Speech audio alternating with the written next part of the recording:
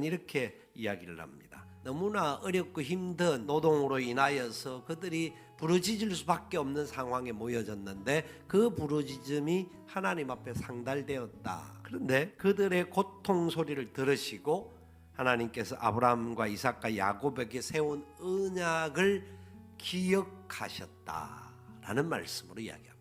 하나님의 약속이 성취되어지는 때가 이 부르짖음을 통하여서 연결되어지는 과정이라는 겁니다. 이 말씀을 어디를 근거해서 알 수가 있냐면 창세기 15장에 하나님과 아브라함과 언약을 맺는 과정이 나옵니다. 아브라함에게 자손이 많겠다라고 하는 약속을 주셨고 이 자손들이 400년 동안 다른 나라에 가서 살다가 돌아올 때 큰 재물과 함께 돌아오게 될 것이다라고 약속을 맺어줍니다. 여러분, 이 약속이 이스라엘 자손들에게는 어떤 느낌으로 왔을까요?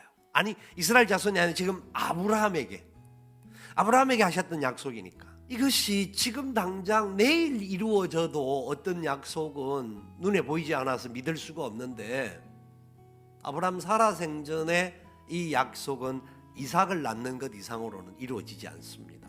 그리고 이 약속이 400년이라는 시간이 지난 이후에 먼 시간 이후에 이루어질 약속입니다. 그런데 15장 6절에 보니까 아브라함이 여호와를 믿으니, 누구를 믿었다고요? 여호와 하나님을 믿었습니다. 아브라함이 여호와를 믿으니 약속의 성취는 믿음에서부터 시작되는 것임을 보여주고 있습니다. 지금 당장은 그 약속이 전혀 이루어지지도 않고 너무나 멀리 있는 시간과 같이 들려졌는데 아브라함은 그 약속을 믿었습니다. 왜요?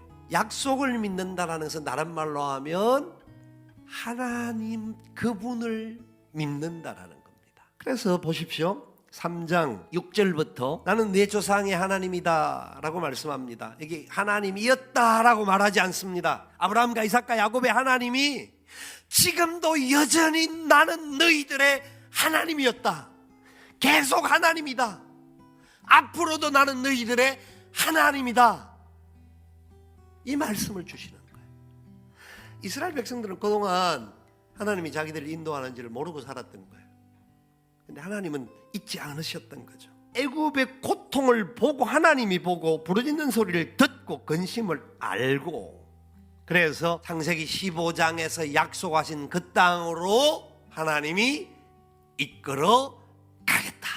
이 하나님의 약속을 이루기 원하셔서 하나님이 그들을 부르짖는 과정에 내어둔 겁니다. 여러분, 세상은 눈에 보이는 힘들과 권세에 의해서 이야기를 합니다. 그러나 하나님은 하나님의 약속으로, 이 약속이라는 말은 하나님의 존재 그 자체로서 하나님이 어떤 분이신지를 아는 존재가 되어지면 그 약속을 믿지 않을 수가 없게 되어진다라는 겁니다. 그래서 하나님은 계속해서 모세 앞에 설 때도 모세는 나는 못합니다. 이미 내가 나이가 40이 때는 몰라도 80이 되어서 이걸 하는 것이 가능하지 않는 일입니다라고 막 몸부림칠 때에 나는 스스로 있는 자다. 하나님 당신을 모세에게 소개합니다. 하나님을 보여줍니다. 하나님을 깨우쳐줍니다. 모세가 비로소 하나님을 붙잡고 하나님을 알게 되니 부족하지만 순종하는 과정으로 나가는 겁니다. 이사야 7장, 8장, 9장을 통하여서 한 아기가 우리 가운데 태어날 것을 약속하셨습니다. 그런데 처녀가 잉태하여 아들을 낳을 것이다 라고 말씀했습니다. 말이 안 되는 겁니다. 하나님 약속을 하실 때는 우리가 좀 이해될 만한 말을 해주셔야 되는데 처녀로서 애가 태어난다, 말이 안 되는 약속을 주셨습니다. 그런데 그 아이가 기묘자고 묘사라가 된다고 했습니다. 그 아이가 바로 임마누엘, 하나님이 우리와 함께 하심을 선포한다라고 말씀합니다. 세상의 기준으로는 예수님은 가장 미천한 곳에서 탄생하셨고, 세상의 기준으로는 나이 30이 되는 순간까지도 목수의 아들로서 사람들에게 그렇게 부각되어지지 못한 존재였습니다.